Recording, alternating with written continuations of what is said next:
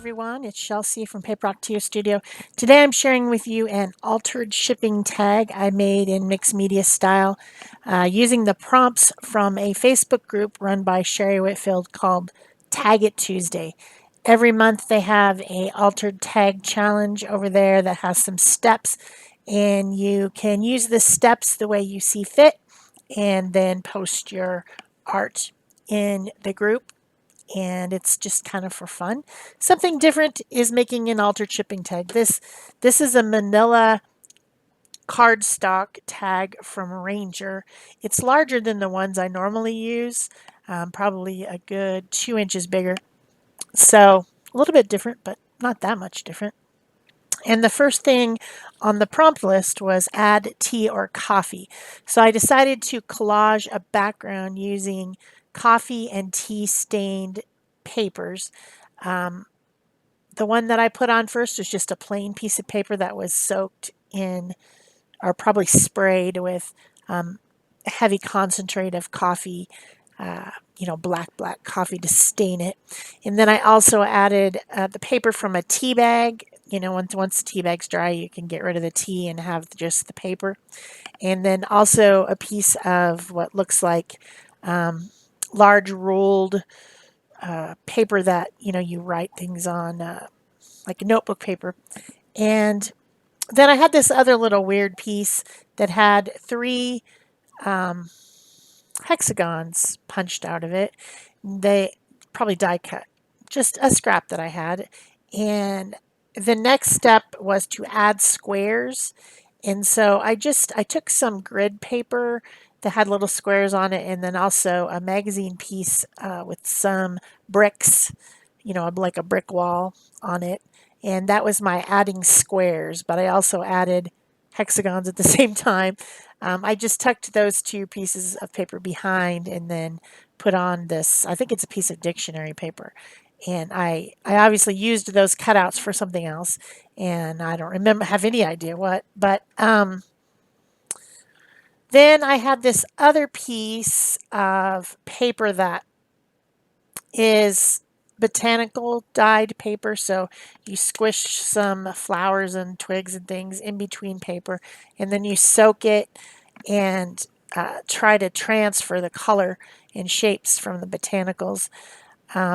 And you can also throw some coffee or tea, vinegar, different things in with that, or even like some dyes made with purple onion skins or whatever, just interesting stuff.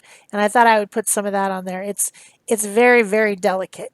But the next step was to add hand or machine stitching. So I thought I would stitch that piece on. So I got out this little kit I have that has a little grid to punch holes. And I was planning on stitching with a needle. Could not find my needle.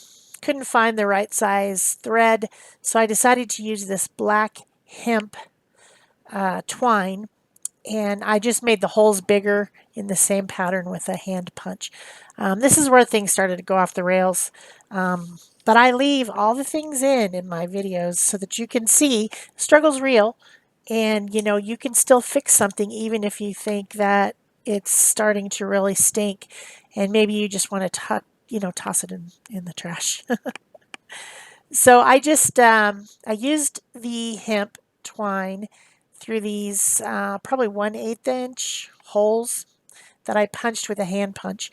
And I just made X type stitching, no needle. I'm not sure what happened to my large head needle that I used for making books, stitching in signatures into like junk journals and stuff. Can't find it. Don't know where it is, which is sad because I was planning on making a junk journal. So now I have to get another large head needle. But I had wanted to use like a linen thread instead of this hemp twine because this hemp is large. It's not really stitching type stuff. But anyway, it worked. I taped it onto the back, and then I put on some fluid matte medium over that whole piece because the leaves and the botanicals were starting to fall off of it, and it's just really delicate, so I wanted to seal it and seal the stitching too. Then just to add stitching to one other place, I made a little X punched holes up in the upper corner because, you know, if you put something over here, you need balance, and that twine was dyed black, so it's very dark. So I needed something, you know, dark in the other corner from it. Another one of the steps was to add paint using the edge of a card to make lines. And the colors are burnt sienna and olive green. Well, we've already really had a lot of that. Maybe not as dark as burnt sienna, but you know, a big amount of browns because coffee and tea staining are kind of that in that family of burnt sienna. So decided to get out the olive paint and put a little olive on there with a card. And this was probably a key card or a gift card or something, and I just cut it so that it's more narrow and easier to use. And I did a little bit of scraping and then also some line making by, you know, tapping the edge of the card down to make lines. I was pretty happy with that. I was okay. Then I decided maybe I needed another piece in another place or two of this interesting botanical paper. So I glued some more of that on with the fluid matte medium, using the fluid medium to really make sure that the paper is saturated with the medium and that I've got it all the way through on top, on bottom, and sealed, because those little leaves, like I said, that are in that paper are falling off. So I wanted to get them stuck down. So then I decided I needed a little bit more color. This is looking so neutral. So I decided to do some finger painting with burnt sienna. And then I used a little bit of the Sedona color, which is kind of a rusty color too, but I didn't really use very much of it. So using water and my fingers. This is a DecoArt Media Fluid paint, so it's a little bit looser paint, but still a lot of pigment and color. And I was just kind of making it even look more kind of ratty and distressed. And I thought it looked okay. I was messing with this other piece of printed paper that was from a art calendar that I bought at the beginning of the year, and I needed something else. So I decided, okay, I'm gonna draw some stitch lines on here and make like a stitched looking vine. And so I did. I stitched it, and this is um, an India ink pen. So I was using something permanent, I thought, and I was stitching on there, and I just, oh, I hated it. The more I put on, the more I hated it. And I thought, well, what can I do? I stitched this on here now. You know, it's drawn, stitched. It looks stitched, but it's drawn. I thought, well, maybe I can add some more of that olive paint to try to make the leaves look more interesting. Or first I thought maybe I'll add some collage. So I still had that little piece of paper that has the printed art on it, and I thought maybe I'd use some of that or some of the grid, the off-white grid paper. Couldn't stand it. So I thought, okay, maybe some more olive paint. So I finger painted on some olive paint. The black pen wasn't dry. It was, you know, moving around as I was putting the olive paint on. I was like, this is awful. This thing is awful. So I gave it a good dry, and then here is what we keep telling you. Gesso's your friends. If you don't like something, you just hate that layer and you wish you would just go away. Instead of throwing it in the trash, just put some gesso on it. Just cover it up. Mixed media is all about the layers anyway, right? And so I painted on some of that white gesso over that ugly vine thing that I had drawn on there, and I gave that a good dry. Did a little bit of white splatter too, and then it was too white, so I glazed it. Glazing medium that I just put down on there is something that's it's a paint without pigment in it, so it's like a clear paint. So you can mix it with any color that you want, and you can get a translucent paint that you can glaze on over something and change the tint or tone without really covering everything. You know, it's translucent. You can see through it.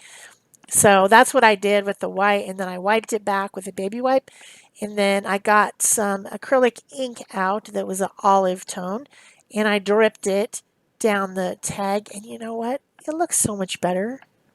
It looks so much better. I should have done that in the first place instead of drawing that stupid whatever that thing was. So then I thought it needed some more darks. And so I grabbed out this sheet of rub-ons. This one is a Ranger one. I'm not sure if they still sell it, but I still have some of it left. So I added rub-ons in a couple places that were numbers and words. I think it's not really about what it says. It's more about like the graphic nature of it. Although those ones at the bottom, you can read them if you want to. And there was already some letters on there from that piece of dictionary that was punched out with the hexagons. So then I thought I still need some more. So I grabbed out this other one. Now this one is from Canvas Corp Brands, and I don't know if it's still available or not. But it's unique in that the paper that the rub-on is on is like a kind of like a coated tissue stock, and they come off really easy. For those ones that are on the plastic, I really have to rub to get them to transfer, especially over a bumpy surface like this. But these come off beautifully. And so if you can find them, I know that Canvas Corp Brands doesn't exist anymore and that it has changed to a different name. Um, I'll try to look and see if I can find something like this, but I don't know that it's still available. But obviously, I have not used very much of it because generally I draw my own drawings. But I just like, this rub-on thing is fun. I'm just gonna just gonna keep it up.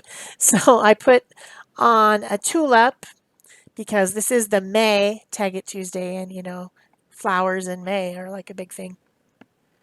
So a tulip that's coming up out of the ground, and then I put on a couple little bees from the sheet in a couple places.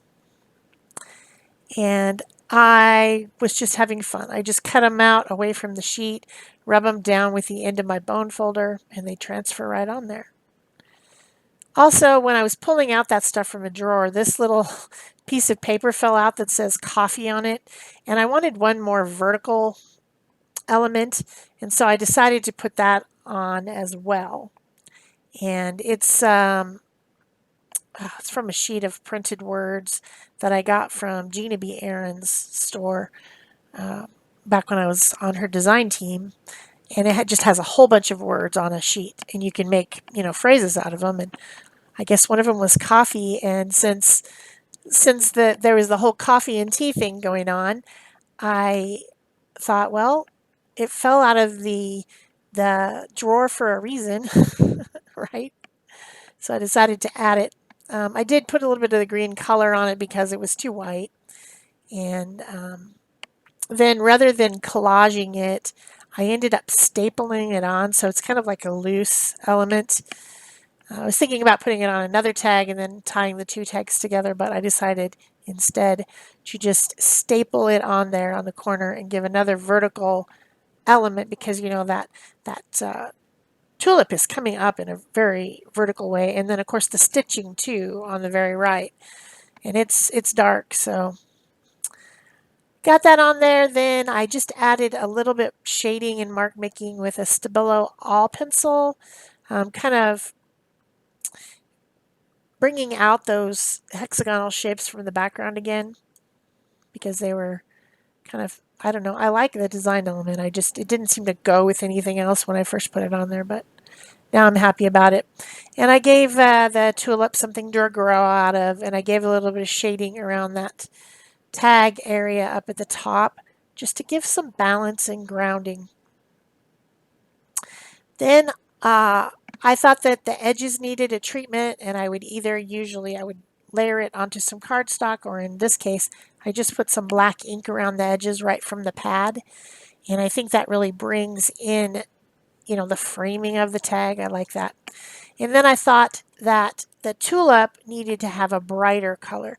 I painted it with some of that cheddar paint that you see there on the right, but I thought it needed something brighter. So I used actually 3 different colors of oranges from the Posca pens. Remember, they're opaque, so you have to be careful.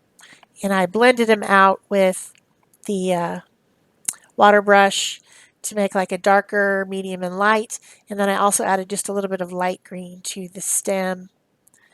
And I splattered a little bit of that orange paint on there because I thought it needed it in some other place, and that's a good way to add it.